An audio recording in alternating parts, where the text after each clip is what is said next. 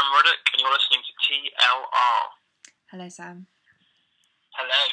Thank you for coming. No, you're welcome. So, for anyone who is a bit ignorant and is missing Sam from their life, what is it that you do? I am a Paralympic sprinter with cerebral palsy in my legs, and what that translates into is T35 on an athletics track in the Paralympic Games, and I competed in last year's London Games, and it was my debut for Great Britain as well as my Paralympic debut, and that's what I'm doing now, sprinting on a track. Fantastic. And how was it? What was it like going to 2012? Well, how do you think you would feel if you compete in a stadium with 80,000 people and they're all wanting you to do the best you can? Really, really nervous, but also really, really excited at the same time. I was blessed, really, truly blessed to be in that position, to be stood there on a start line against the best sprinters in the world, and to have all those people around me in that crowd, but they were all cheering for me. It was special, really special. It's quite amazing that you're able to kind of debut at home as well. I think that must have been even more. It was a bit of a baptism of fire, actually. Yeah. How do you fancy going to a Paralympic Games? Look, we know you haven't been doing this sport long. It's not been long at all. This is your first major competition. Debut for Great Britain. How do you fancy doing it in London? No pressure. Thanks, guys. No pressure. No. Yeah, and if you don't win, everybody that knows who you are is going to probably boo you. Like, you know. Well, I don't know about that. I hadn't actually started sprinting full time until about March 2012. I was talent spotted through another sport. So wow, I had 4 months to prepare for the Paralympic Games. So even though I didn't do so well, people were like, "You can come back in 3 years and go to Brazil instead." I think that's the thing, though, isn't it? It's getting in there, getting your name, getting the experience, because I can't imagine. Obviously, I played sport all my life, but I can't imagine transferring the concentration, the normal nerves you have doing any sport competitively anyway, into a stadium, being watched by people. I can't. To me, that must be like, wow. It was very nerve-wracking, and not just all those people, but everyone else at home who was watching on television. It did throw me off a little bit, but then I sort of managed to use the energy from the crowd, and it was like a jet engine, right next to your ear when they announced your name. And in fact, when they announced Great Britain, you couldn't even hear your name being said because everyone was going that nuts. Oh, that's really amazing. What would you say is kind of the best thing about being a sprinter and being part of Team GB? The best thing about being a sprinter, I think it's the challenge, because no race is ever going to be perfect, and no training session is never going to go exactly as you'd like it to, and in this sport and at the level I compete at, you have to be your own worst critic, and I really, really am. I'm really quite harsh on myself on the way I train and the way I perform, and I'm never content. I'm pleased, but I'm never satisfied. And I take that to every session, I take that to every race, and there's always room to improve until I get a personal best. And I'll say, yes, I've got a personal best. I've run faster than I ever have in my life today. I've got a lifetime best. Let's go, do that again. Let's get faster next week. Let's get faster the week after that. It's the constant challenge, and that's what makes it really addictive. It's something as simple as running on a track in a straight line, but it's very, very addictive, and that's why I enjoy it so much. That's the best thing about it. And representing Great Britain, well, any sport to represent your country, that you can't. It doesn't need an explanation. No, I can imagine. So, what is a kind of a typical week of training? Because I think there is a misconception, I think, amongst some people that it's just a question of, oh, you've just got to stay fit, and if you're fast, you're fast. But I've kind of looked into it and realised how much technique there is involved. It's amazing. There's a lot of technique. I mean, that's why it's called sprinting, not running, because anyone can run, but it takes a lot of practice and technique to learn to sprint properly. There's a huge difference between the two. For me, for anyone that saw the Paralympic Games, everyone finally got the sense that the Paralympic Games were no longer just an event where disabled people took part. Something for us to do. It was truly elite in every sense. Everyone that went went there, trained hard every day, every week to be the best athletes they could be, because there were other guys from all over the world coming to get the medals that they want as well. It was elite. So the training that I do is no different to any able-bodied sprinter that trains as well. So Mondays there's a track session, Tuesdays it's gym with drills, Wednesday another track session, Thursday another gym session, Friday some technical work, so things like block starts and things that work on your explosive power, like in the first 30 meters of the race from the drive phase. Saturday another track session, Sunday's a rest day, and then we just go through those phases over and over again. But I've got a World Championships, the IPC World Championships in Lyon in France are in less than 3 weeks away. So my training is less intensive now. It's going to improve and get a little bit tougher towards next week, and then after next week we go to holding camp in France, which means the training will be tapered down somewhat. It will be less load, but more intensity and more speed, just to prepare so our legs are in the right frame of motion, looking towards the competition itself. So yeah. Gosh, to say this is, it's amazing, isn't it?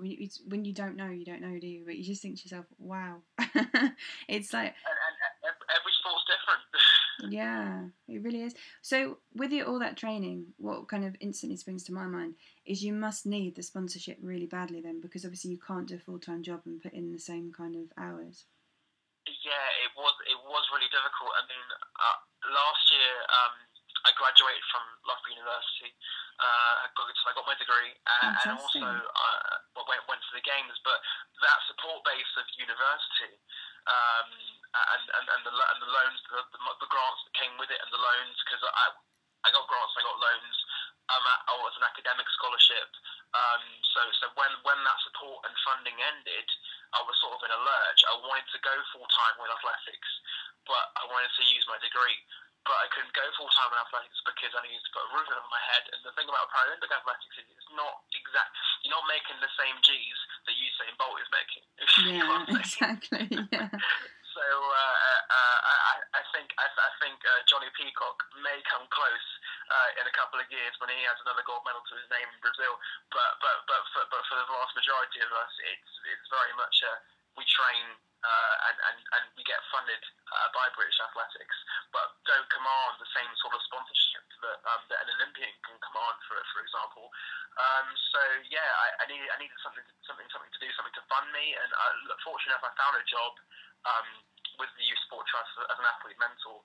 So I visit schools and I put on sprinting classes and help them understand a bit more about the things that we do as athletes, the usual jargon, things like being committed, being dedicated, having a will to get out and get the things that you want and work towards them. Just set goals and learn how you're going to reach them, and using those ideas from sport and putting them into education. So I go to schools, in secondary schools, all up and down the country, and that's a part-time job as well. So it means I can train, visit the school, come back from the school, go to the track, go to the gym. So it fits in rather well. But no major sponsors at the moment. I'm very new to the sport, so I need a few more competitions for people to see my face.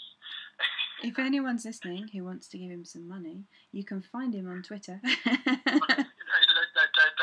just give me the money. I'm not that kind of person. If you're gonna give, I will give back. Yeah, you should do that. You should be like they pay people to speak, don't they? You can pay like a speaker. Invite to an event, invite him to your dinner party. With appearance fees, I've done a few of those.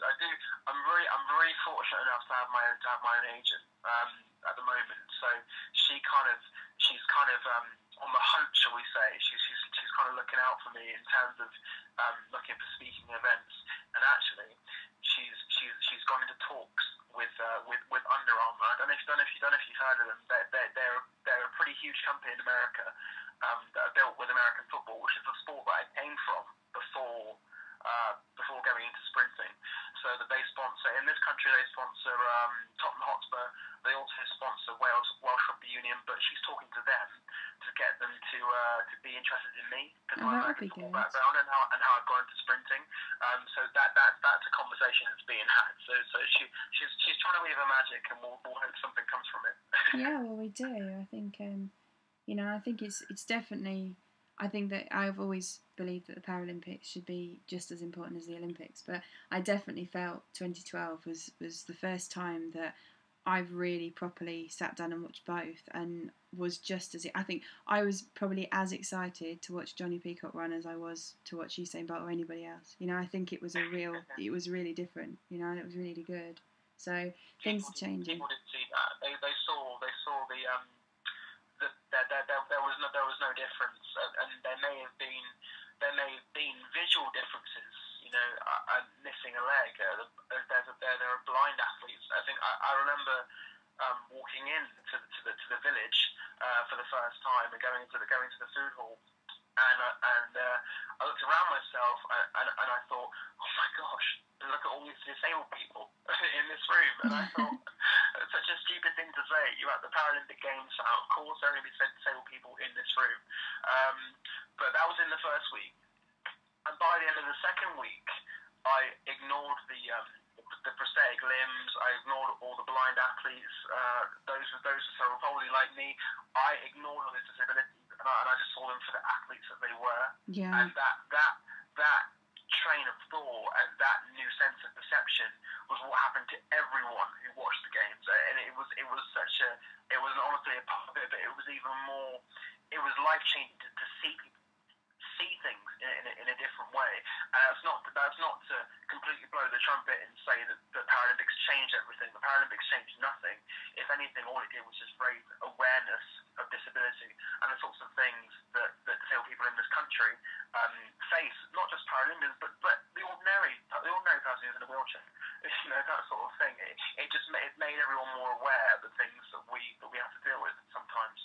And not just through sport, but everyday life. But for things to change, we might need another Paralympic Games, but it's going to be all the way in Rio, and that's a huge time difference. I don't think people can be bothered to stay up late and watch us all do it again. I'm going to watch. I'm going with. I interviewed a chap called, we call him Superman, David, who does the table tennis. And I've made him agree to take me to Rio, so we're taking a camera and we're going to Rio. That's great.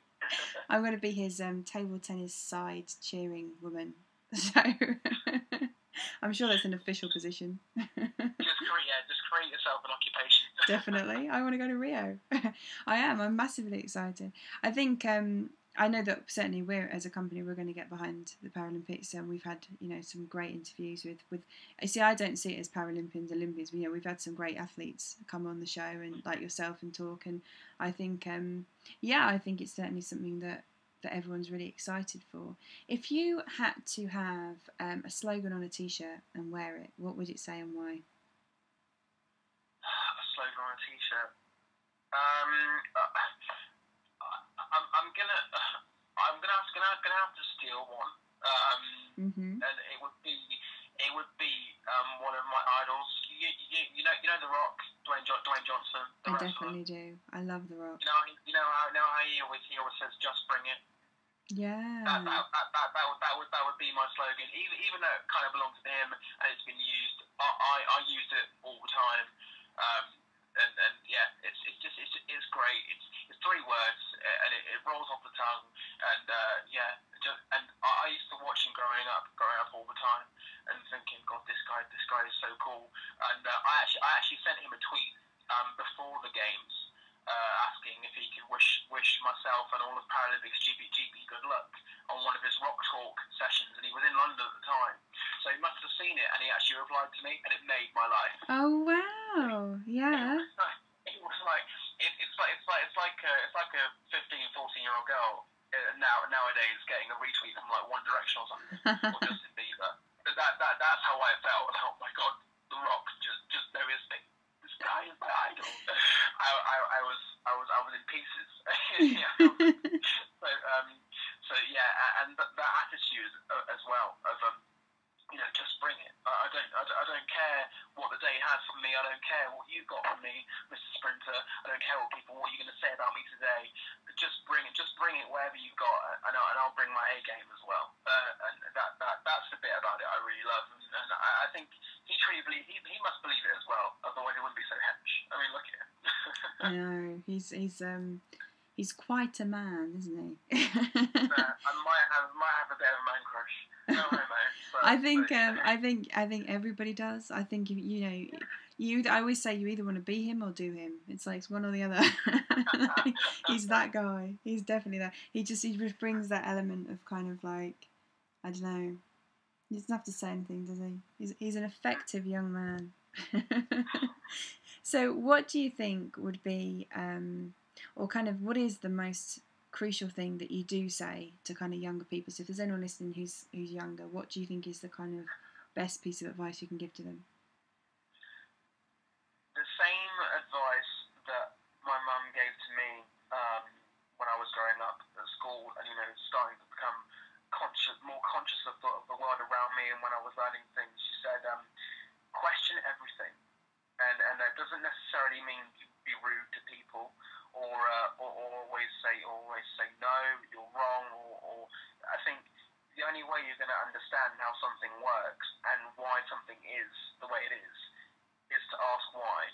And even if that person's in a position of authority, you can politely ask them, like, why is that like that? Why is this like this? I mean whether it be your teachers or your friends. I mean, never ever take anything to face value. Don't take anything as you may see it. Always try and see it from a different perspective. Whether someone's telling you something or whether you're seeing it on television, there's always a different side to it. So she said to me, question everything. And the second thing was try everything. Try absolutely everything. Because if you don't try, you don't know. And furthermore, you only live once. You live once. The clock is always ticking. It's always ticking. It's ticking against you. Time is like money. But the thing about time and money, they're both currencies. But you can't get time back. Once it's gone, it's gone. So if you have an opportunity that comes along, and it's probably the final thing I say to any person like me, when an opportunity presents itself, if you say no, all you're going to get is nothing. And we don't live our lives to get nothing. We live our lives to get absolutely everything we can out of it. So I'm a person that sees an opportunity and I grab it with both hands and see what I can get out of it. Because I was always told to try to get everything at least once. If I'm rubbish at it, I'm rubbish at it. If I'm good at it, I'm good at it. But I always make sure I get everything a go at least once. I think that's fantastic. I think it's a fantastic attitude. It's certainly a fantastic way to look at things. Well, I owe it to my mum. I'm a mum's boy down at heart. I'm sure many of the lads can appreciate that. Yeah, definitely. No. Listen to your mum. She knows. Well, that's it. That's the whole kind of the point, isn't it? People respecting the fact they've been alive a little bit longer, which means they've experienced a little bit more, isn't it? It's yeah, absolutely. If you think what you knew now to what you knew 5 years ago, it's always quite well, interesting. I wasn't even meant to be in a Paralympic Games 5 years ago. It's like 5 years ago. Like, what was I doing? I was studying my A-levels 5 years ago. That's a long time ago. Wow. 23. I feel old. I'm only 23. Oh, don't worry. I'm going to be 30 in January. That is old. 30's nearly 20. It better be. I tell you. Mind you, most people think I'm 22. When I say, how old do you think I am? They say about 22. I think, fantastic. So, I'm okay. Compliments all round. Yeah, I'm okay for a bit. Which is fabulous. Okay, is there anything you'd like to say to our audience? Is there any kind of charities or anywhere, or say where they can come and find you on Twitter or anything like that? Yeah, I'm always on Twitter. So if you say hi, I'm going to say hi back. I'm nice like that. Don't really have much to plug other than if anyone knows anyone in a secondary school and they feel like them or their classmates or if you know parents that know children in secondary school that think they'd like to get involved with the Sky Sports program I was talking about on the Youth Sport Trust. If you go to the website and Sky Sports Living for Sport, all the athlete mentors are there, and if you're in the East Midlands or West Midlands area or anywhere else, I'm assigned to that area, so I can come and visit your school and we can have a fun project day. You can go through some sprinting, we can do a few workshops, and we can have a good time. I think that's anything I would really say. That would be fantastic. If you are able to access that, I would access it. That sounds like Yeah. Yeah, and I forgot to say it's completely free. It's of no cost to the school at all. All it takes is a little bit of legwork to organise a few dates and the actual project itself, and that's it. Bob's your uncle. You get two free visits actually from athlete mentors that work across so many different sports, Paralympic and Olympic. So it's a great opportunity, and like I said before, when opportunity is there, you got to take it. You have. I think that's absolutely fantastic advice. Well, thank you very much for joining us, Sam. You are most welcome. I had fun.